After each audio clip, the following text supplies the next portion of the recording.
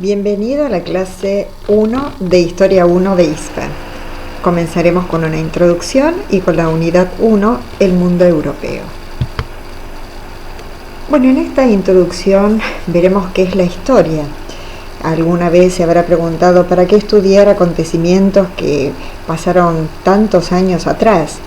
Conocer el pasado nos permite comprender el presente y así proyectarnos en el futuro. Podemos aprender de los hechos pasados, de los acontecimientos, algunos buenos y otros malos.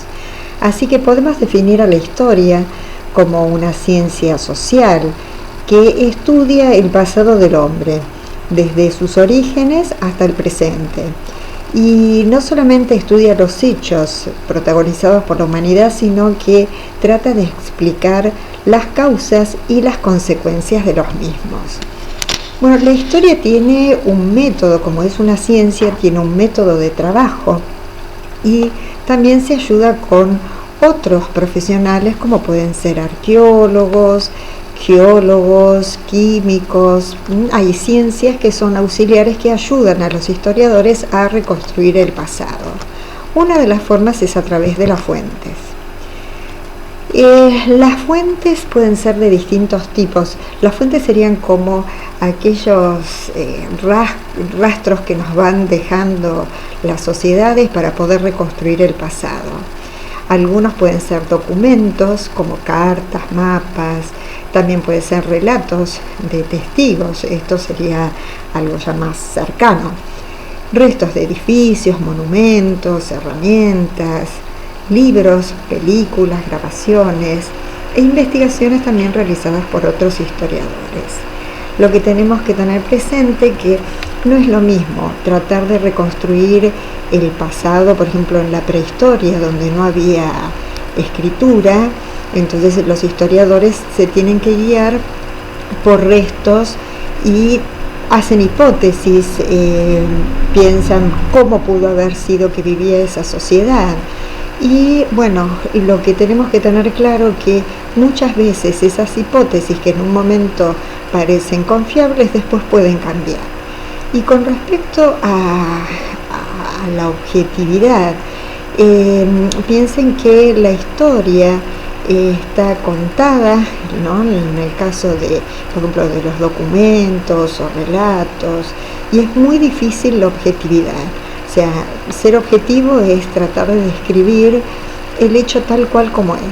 Pero si nosotros, por ejemplo, miramos un diario, vemos las tapas, los títulos, vamos a ver que a lo mejor un mismo hecho está relatado de diferente manera, con una mirada distinta. Bueno, en la historia pasa lo mismo. Entonces, la verdad que para poder estudiar bien historia uno tiene que leer mucho y a distintos autores para poder tener más claro cómo fueron esos hechos que uno está estudiando. Pasamos ahora a la unidad 1, el mundo europeo. ¿Por qué estudiar el mundo europeo? Bueno, los acontecimientos de Europa realmente incidieron muchísimo en el desarrollo del continente americano y en nuestro país.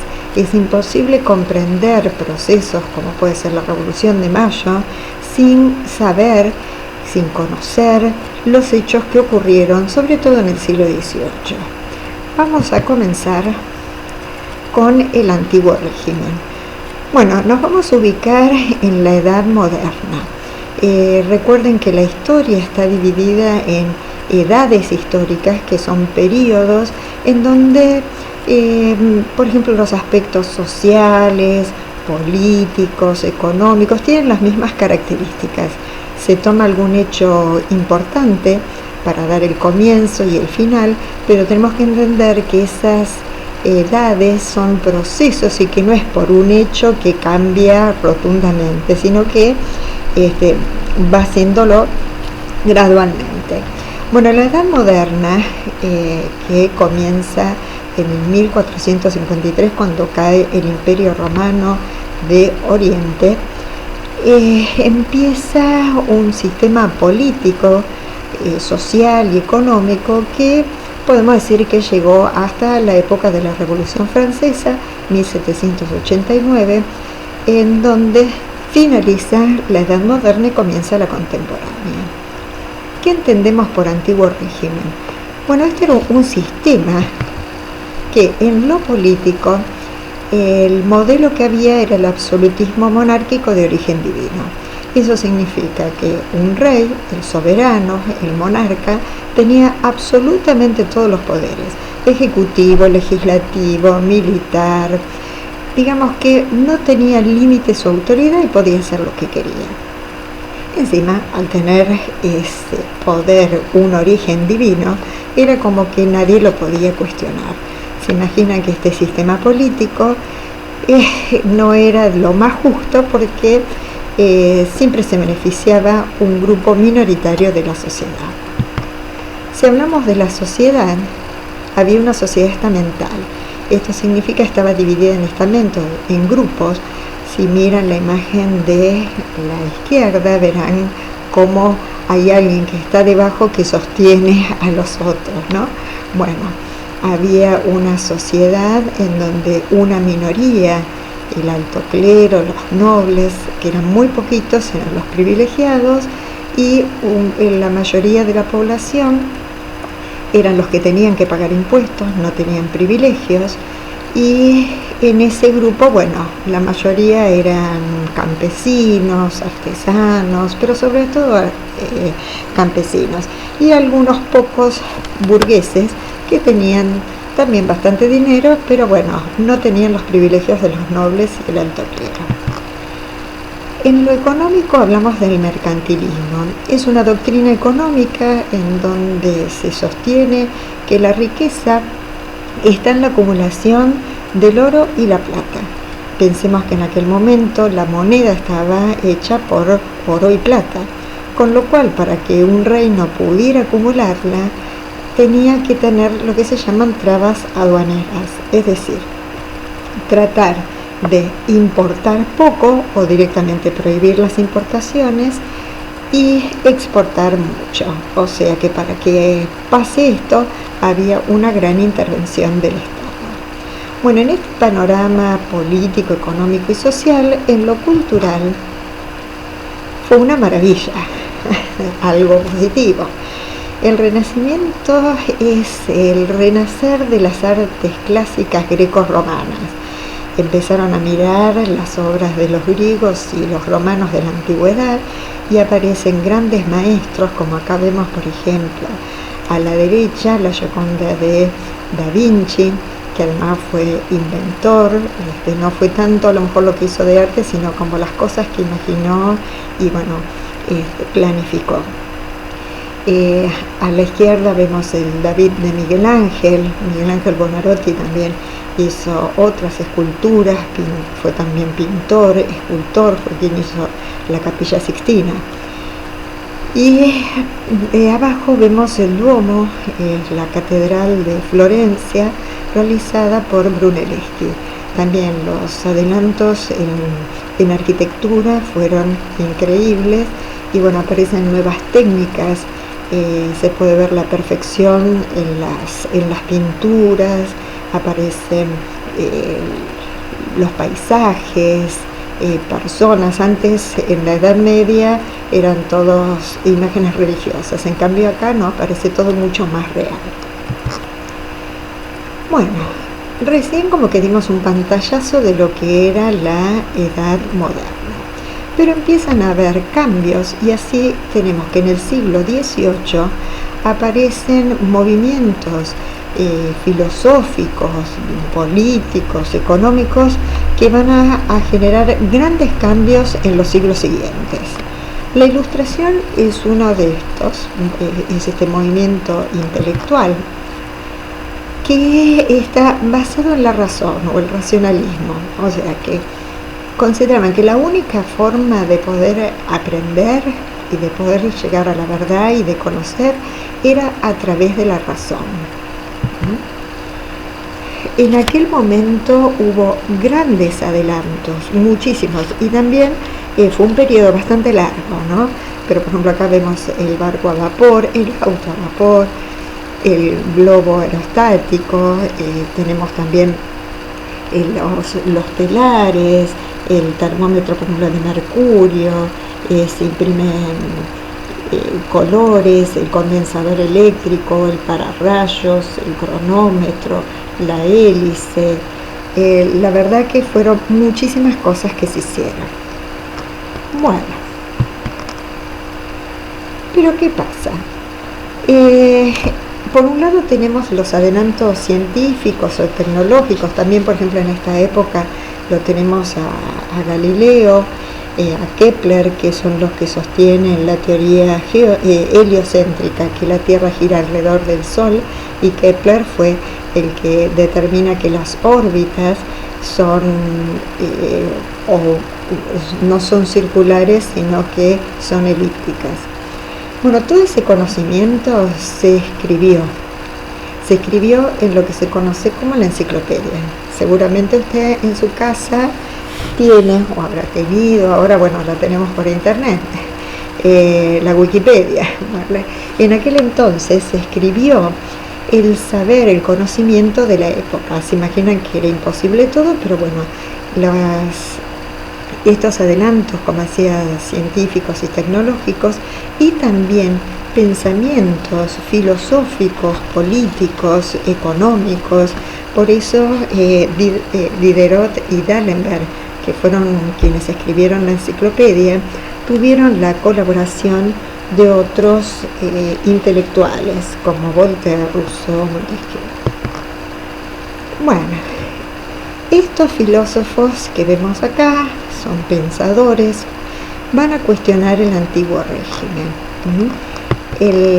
Las ideas políticas del siglo XVIII de la Ilustración van a cuestionar ese régimen que decíamos del absolutismo monárquico, de una sociedad estamental donde había privilegios y desigualdades.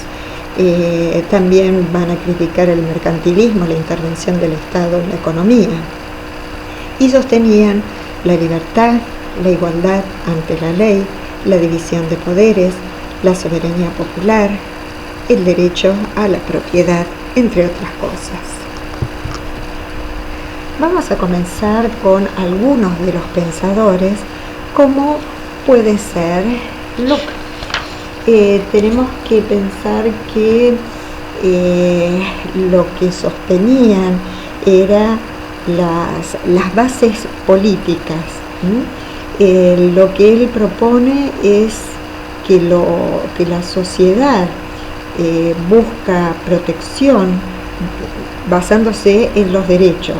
O sea, hay un conjunto de derechos y que tiene que hacer un pacto con los gobernantes, y esos gobernantes son quienes deben velar por el respeto de los derechos de los habitantes. Y él sugería la división de poderes en dos: el legislativo, que es el que hace la ley, y el ejecutivo, que es el que pone en movimiento todo el quehacer del Estado. Voltaire, otro de los pensadores de esa época, él consideraba que era necesario una profunda reforma en la sociedad que asegure la libertad y el bienestar de la gente. Y también consideraba que había que crear un sistema parlamentario para poder limitar el poder del rey. Montesquieu también fue sumamente importante. Él es el que habla de la división de poderes: legislativo, ejecutivo y judicial. Consideraba que esas divisiones eran imprescindibles para que un gobierno sea justo. Rousseau es el que se acerca más al sistema de hoy, el sistema democrático, pues él decía que el gobierno debía estar formado por representantes de la voluntad popular, lo que hablamos de soberanía popular, que el pueblo tenía que participar en la elaboración de las leyes, y esta perspectiva que él tenía hablaba de que el hombre tenía bondad, que era bueno, pero en una sociedad sabemos que hay distintos problemas, distintos conflictos, y por eso debería intervenir el Estado. Pasamos ahora al liberalismo económico. Lo que vimos anterior es el liberalismo en lo político. En lo económico surgen sobre todo dos movimientos, dos teorías. La primera es la de Quesnay, que sostiene que la riqueza está en la agricultura, pero los dos tienen en común que el Estado no debe intervenir. Adam Smith es el creador del liberalismo, que considera que la riqueza está en la producción. Piensen que esto concuerda con la revolución industrial, que después lo vamos a ver. Entonces, resumiendo, tenemos nuevas ideas del siglo XVIII, las políticas: libertad, igualdad ante la ley, división de poderes, soberanía popular, derecho a la propiedad; y las económicas, la fisiocracia, que es la que sostiene que la agricultura es la riqueza de un Estado, y el liberalismo, la de la producción. Estas ideas fueron tomadas por algunos de los monarcas y lo convirtieron en lo que se llama el despotismo ilustrado. Hay una frase que lo resume bien al despotismo ilustrado, que dice: todo para el pueblo, pero sin el pueblo. Imagínense que la sociedad se iba modificando, había cambios y había que modernizarse.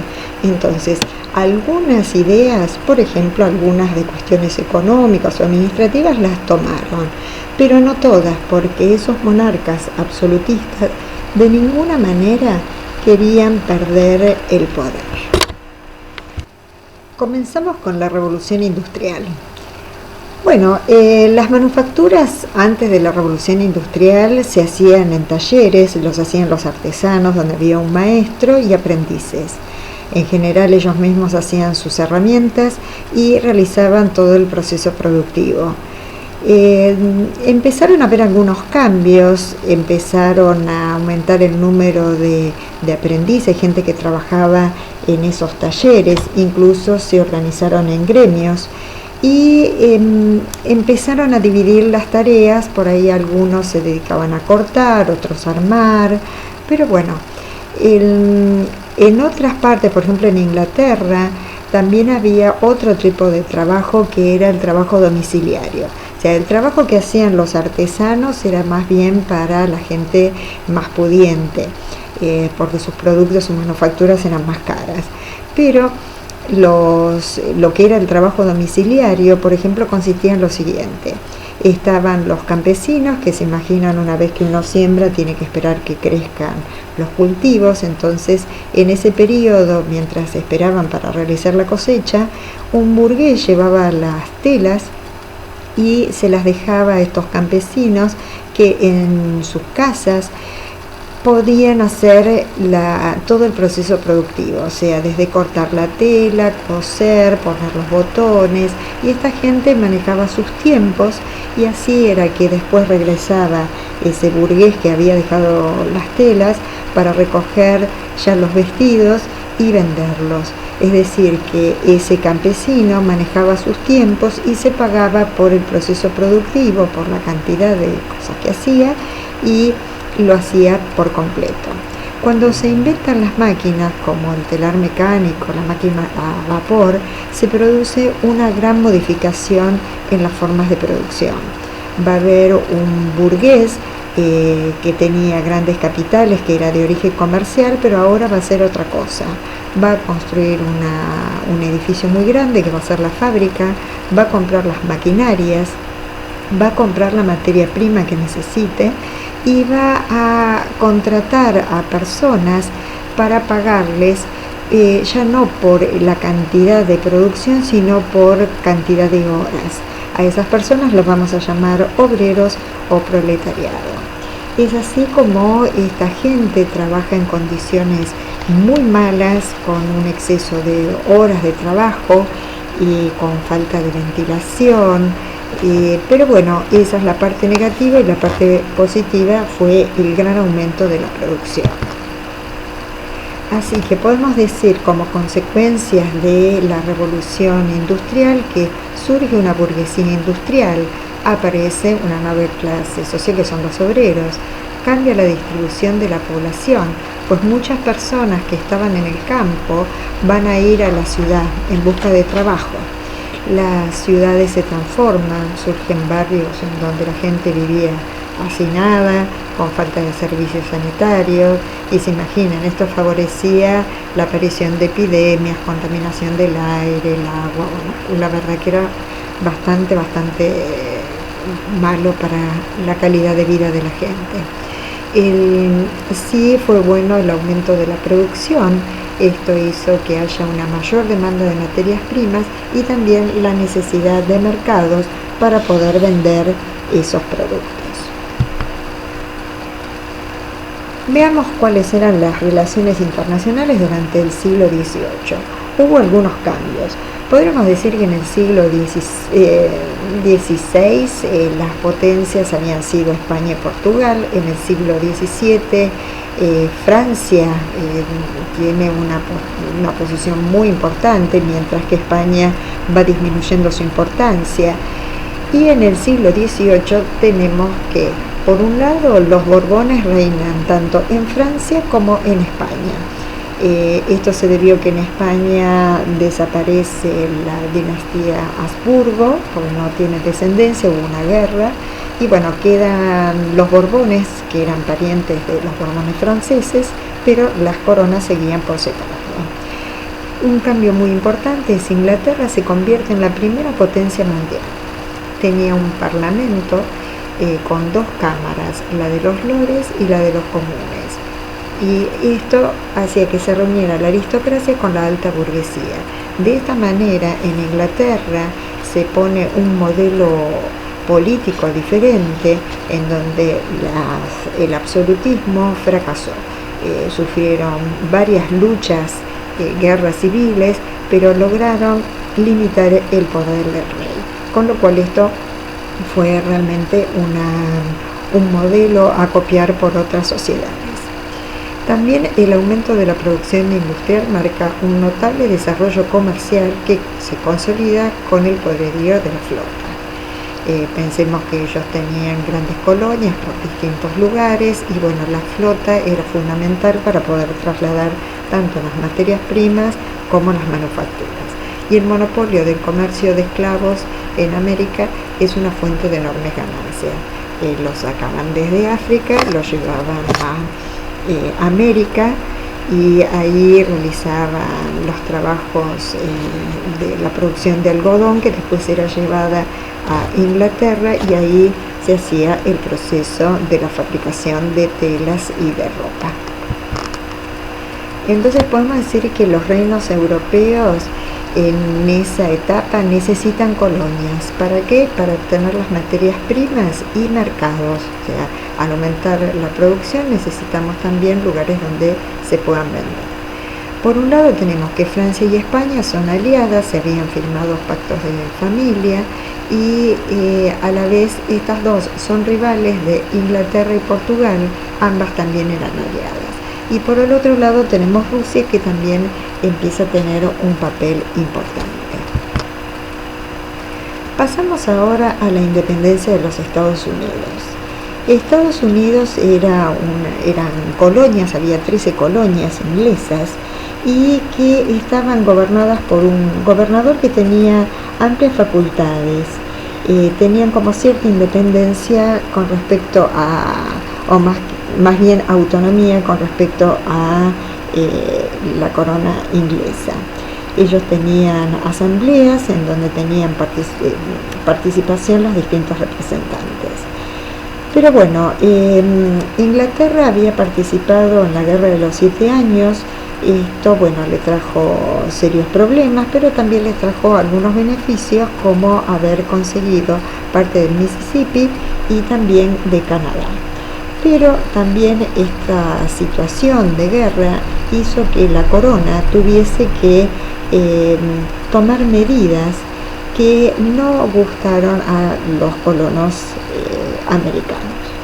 Una de estas era que tenían que tenían que poder alojar a los ejércitos de los ingleses en las colonias, y así también como pagar un impuesto que era hacia el azúcar y también el timbre, que era un impuesto como una estampilla a los documentos, papeles. Bueno, lo que hacen los colonos, van a negarse a pagar estos impuestos porque decían que no tenían representación, que ellos no habían votado esos impuestos. Entonces, en un congreso en Nueva York, en el año 1765, van a declarar estos derechos. Dicen que los americanos eran súbditos de los ingleses, que era un derecho del súbdito no pagar contribuciones en cuya creación no hubiese participado, que los americanos no estaban representados en el Parlamento y por lo tanto el Parlamento no podía imponerle contribuciones. Bueno, esto fue aceptado por la corona inglesa, pero sin embargo después les van a gravar con otros impuestos al papel, al vidrio, al té. Bueno, estos generaron distintos conflictos.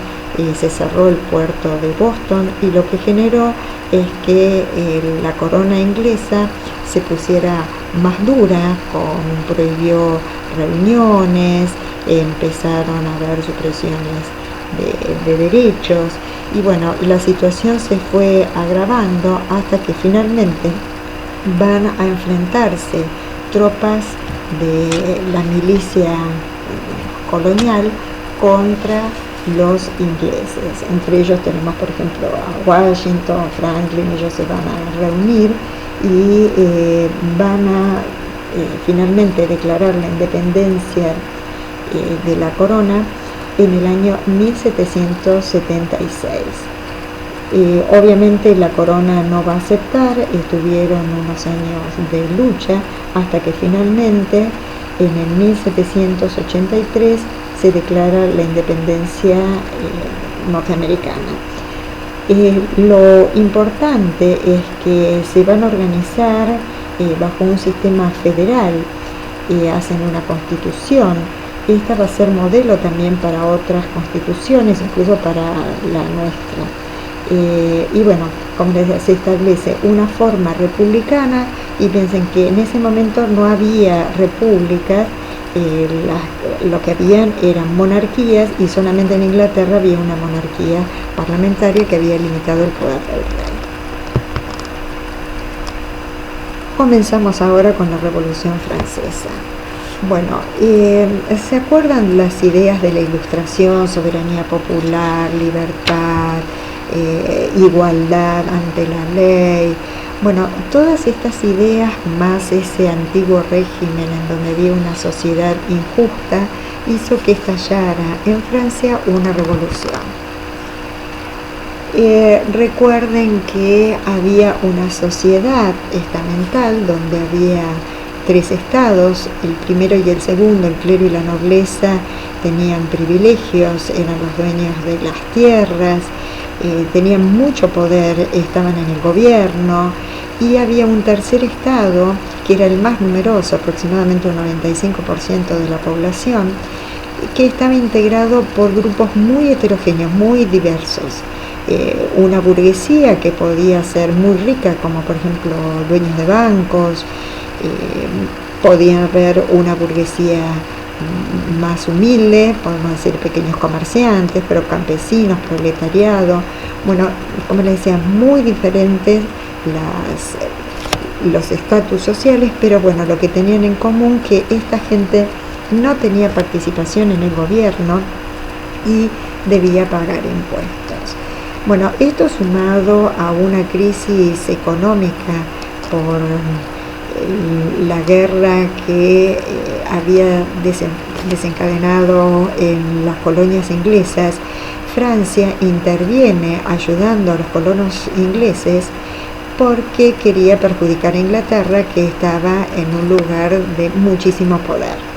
Así que bueno, esto le trajo problemas económicos, además los gastos de la corte, que eran gigantescos, había una nobleza que no trabajaba y que vivía del Estado, y además hubo malas cosechas, el hambre, la inflación, bueno, las necesidades básicas insatisfechas hizo que la gente también estuviese dispuesta a la lucha.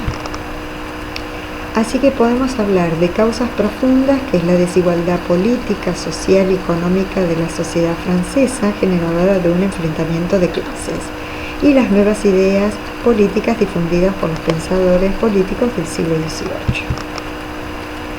Las circunstanciales, la crisis económica que agravó el descontento popular, la incapacidad del rey para buscar soluciones justas, la impopularidad del rey y la corte, causada por sus arbitrariedades y despilfarros, entre los que sobresalían los causados por la reina, cuya influencia negativa para el rey era motivo de duras críticas. Bueno, ¿cómo llegamos a esto de la Declaración de los Derechos del Hombre y del Ciudadano? Pasó así: a raíz de la crisis económica, el rey decide reunir a los estados generales, que hacía muchísimo tiempo que no se reunían. En esos estados generales se encontraba el primero, segundo y tercer estado, que como vimos el número de representantes del tercer estado era mucho más. Sin embargo, cuando se tenía que votar, el voto era por estado, o sea que siempre ganaba el primero y segundo, que eran una minoría, porque llegaban a tener 2 votos contra 1. Con lo cual, el tercer estado lo que va a solicitar es el voto por cabeza, con lo cual sí ganaría porque tenían mayor representación. Esto no va a ser aceptado por el rey, entonces los miembros del tercer estado se van a reunir en asamblea. Algunos del bajo clero se les van a unir y hacen un juramento en la cancha de pelota donde dicen que van a permanecer unidos hasta dictar una constitución. Obviamente el rey se niega y esto hace que comience el proceso revolucionario, primero con los legisladores y después, cuando el rey dispone a hacer frente con las armas, se va a producir la toma de la Bastilla. La Bastilla era un castillo que funcionaba como una cárcel, había también armas, representaba la arbitrariedad del rey. Entonces, bueno, comienza en París el proceso de lucha, se toman armas y bueno, todas las noticias se fueron difundiendo por el resto de Francia, que en primer lugar genera mucho miedo, pero después los mismos campesinos deciden atacar los castillos de los señores. Y es así, en este caos, que el rey no le queda otra alternativa que ceder ante la asamblea, y la asamblea es la que toma el poder. Esta asamblea estaba dominada por los girondinos, era un grupo de la alta burguesía. Y esta Declaración de los Derechos del Hombre y del Ciudadano es sumamente importante, porque acá van a ver que están plasmadas las ideas de soberanía popular, libertad, igualdad, y esto ha sido la base para muchas constituciones, así como antes mencionamos la de Estados Unidos. Esto también va a influir muchísimo en la Constitución argentina.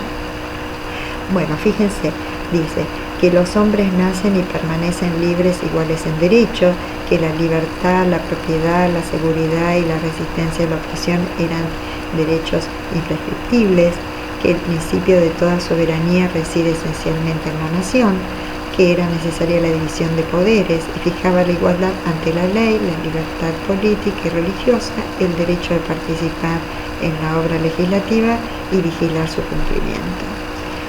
Bueno, una vez que se hace esta declaración, se van a poner a trabajar para poder hacer una constitución y se sanciona la constitución en 1791, en donde se establece una monarquía parlamentaria. Va a haber división de poderes el ejecutivo lo va a tener el rey, el parlamento, el legislativo, y también va a haber un poder judicial.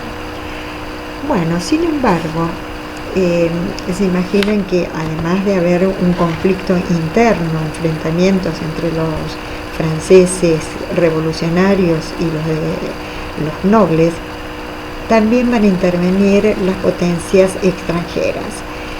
La difusión de las ideas revolucionarias era un peligro para los reyes, y entonces estos, sobre todo de Austria, que era el cuñado de Luis XVI, que era el rey en ese momento de Francia, van a hacer que comience una serie de luchas ya de Francia con otras potencias. Pero bueno, primero parecía que el rey estaba de acuerdo en enfrentar a Austria, pero después lo descubren que estaba conspirando contra la Revolución Francesa. Entonces, es tomado prisionero, es juzgado y finalmente va a ser ejecutado. Con lo cual ya no tenemos más monarquía, vamos a pasar a otra forma de gobierno, que va a ser la república. La república también ha sido conocida como el régimen del terror. Aquí los líderes eran Danton, Marat y sobre todo Robespierre.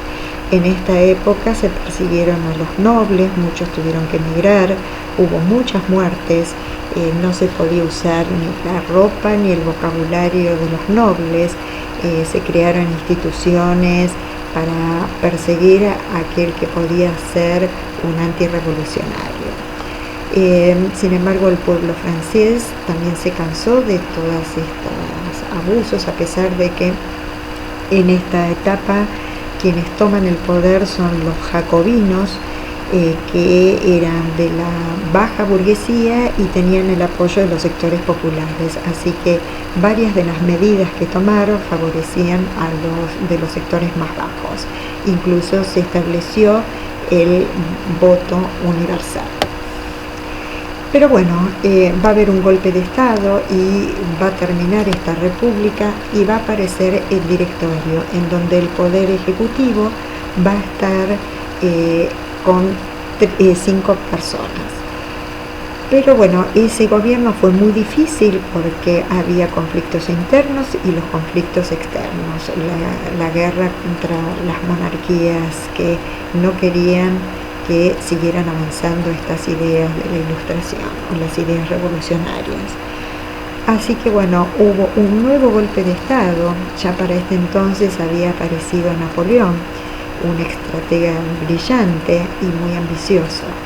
Napoleón va a hacer nuevamente otro golpe de Estado y va a aparecer lo que se llama el consulado. El consulado es un poder ejecutivo de 3 miembros. Se suponía que 2 eran de carácter consultivo y tenían que ir rotando todos los años. Sin embargo, Napoleón toma el mando en este aspecto y se declara cónsul vitalicio. Y años después, en 1808, se va a hacer declarar emperador por el Papa. Incluso él toma la corona y se corona a sí mismo y también a su mujer. Bueno, cuando Napoleón toma el poder, va a tomar muchos territorios de Europa. Lo que va a hacer es dominar a las coronas, o por las buenas o por las malas. A la que no podía dominar era a Inglaterra, debido a que él tenía una gran potencia en lo que era el ejército, pero no tenía la flota que tenía Inglaterra.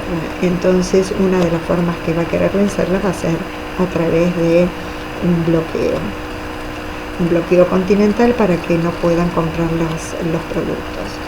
Bueno, es así que se forman coaliciones para luchar contra Napoleón y finalmente en la batalla de Waterloo va a ser vencido y vamos a tener el proceso de la restauración. Se llama restauración borbónica a este periodo donde vuelven los Borbones al poder. Se formó una alianza y esa alianza de las potencias lo que quieren es que no se difundan las ideas revolucionarias y quieren legitimar el poder de los reyes absolutos. Bueno, para esta época, así como estamos ubicados ahora, principios del siglo XIX, así como tenemos la restauración borbónica, los avances que han tenido la burguesía y muchos ciudadanos no van a renunciar, o sea, van a seguir luchando por el poder político. Pero a raíz de la industrialización va a aumentar la cantidad de obreros y va a empezar la lucha de estos mismos. Van a hacerlo de diferentes formas. Acá aparece el sindicalismo, anarquismo y socialismo. O sea, todos buscan mejorar las condiciones de vida y de trabajo de los obreros, pero de diferente forma. El sindicalismo lo van a hacer a través de la elección de un representante, quien es el que negocia con el empresario, con el burgués. La forma de lucha era a través de manifestaciones, de huelga. El anarquismo, la diferencia que tiene es que actúan todos en forma directa.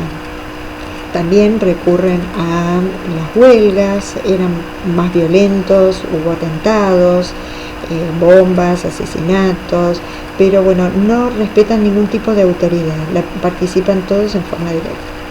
Y el socialismo, que es la lucha pero a través de la política, o sea, es un partido político que a través de las elecciones llega al poder y estando en el Parlamento puede hacer leyes a favor de los obreros.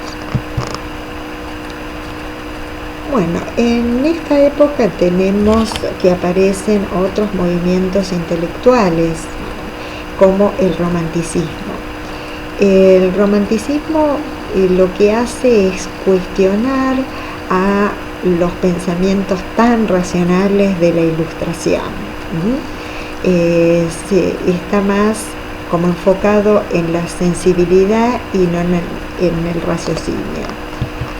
Y el positivismo es también un movimiento que aparece en esa época, que tienen en común con el romanticismo, que están en contra de todos los planteos, digamos, antirrevolucionarios. Están a favor de la igualdad, de la libertad, pero la diferencia es que sí hace hincapié en la ciencia, en la experimentación, y se aleja del romanticismo, de esto que no quiere saber nada con la razón. Quería destacar que para esta época aparece la idea marxista.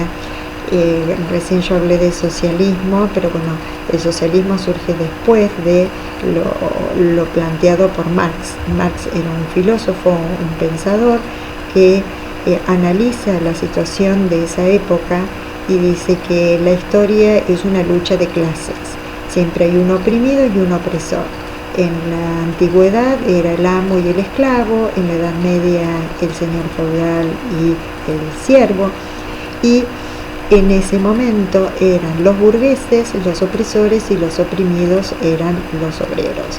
Y la forma de poder terminar esta lucha era sacándole los medios de producción a los que eran los dueños y crear una sociedad comunitaria donde todos sean iguales.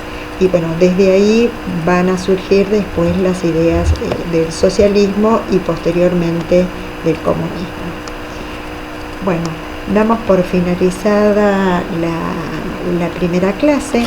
Fíjense que el último tema es el progreso. El progreso está relacionado con todos estos avances, sobre todo en la industria, en la clase de la burguesía, que tiene un ascenso en lo económico sumamente importante. Entonces fue realmente una etapa de muchos cambios, y que veían como que el progreso no era algo accidental, sino como que era una obligación, y que tenía que armarse y seguir luchando para todos años sucesivos seguir avanzando. Y tenían esta idea también de positivismo, como que el progreso no iba a parar nunca, iba siempre la sociedad hacia un objetivo que era muy superior al que está viviendo, cada día mejor. Bueno, así que finalizando la primera clase, les pido por favor que lean el módulo, hagan el subrayado, hagan las actividades, vean los videos y traten de, en lo posible, de ir anticipándose en la lectura para la clase siguiente. Así que bueno, nos vemos en la próxima clase y les deseo mucha suerte. Hasta pronto.